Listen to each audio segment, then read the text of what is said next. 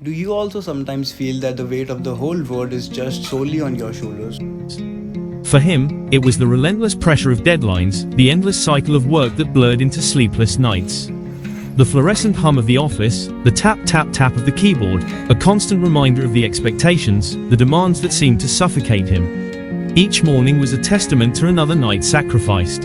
His eyes, once bright with ambition, now held a weariness that spoke volumes. He was a man drowning in responsibility, struggling to keep his head above the rising tide of stress. Even the voice of his loved one, filled with concern, felt like another layer of pressure. He knew he was drifting away, not just from work, but from his life, from the very people he cared about. In the quiet moments, when the noise of the office faded slightly, memories would surface. Glimpses of a younger, more hopeful him, brimming with ideas and confidence. Celebrations with family, dreams they had built together, now feeling distant and fragile. But the past also held sharper edges. The sting of failure, the weight of bad news, the harsh words that echoed in his mind. Once a symbol of their aspirations, now a painful reminder of what felt lost, unattainable.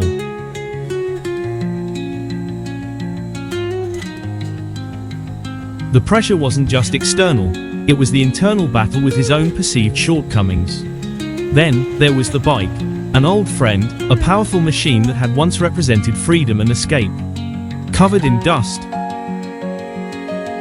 perhaps neglected like other joys in his life, it held a dormant promise. In the quiet of dawn, a different kind of focus began to take over.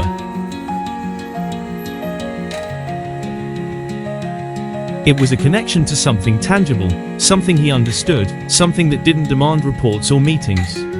The roar of the engine wasn't just noise, it was a release. A deep, guttural sound that vibrated through him, momentarily silencing the anxieties that had become his constant companions. And then, the open road. The wind screaming past his helmet, the world blurring into streaks of color.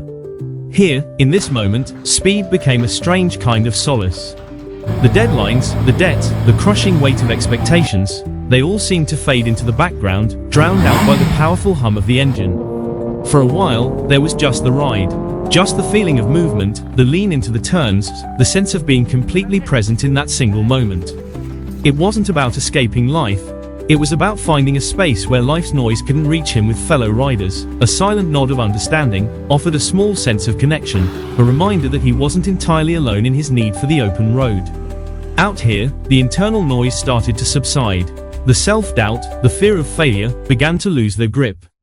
It was just him, the road, and the machine. The speed hadn't numbed the pain entirely, but it had brought him to a place of quiet, a space where he could finally acknowledge it, without the overwhelming pressure. And in that quiet, the memories weren't just of stress and failure.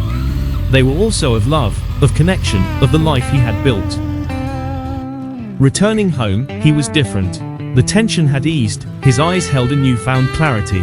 The ride hadn't magically solved his problems, but it had given him something invaluable: perspective. The work was still there, perhaps buried under the weight of stress, but now, it had a chance to breathe again. The love for the bike wasn't just about speed or escape.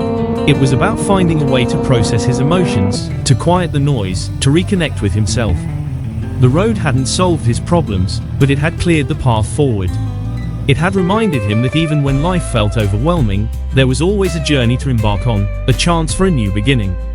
And sometimes, all it takes is the rumble of an engine and the open road to find your way back to yourself. And to the people who love you and who care for you.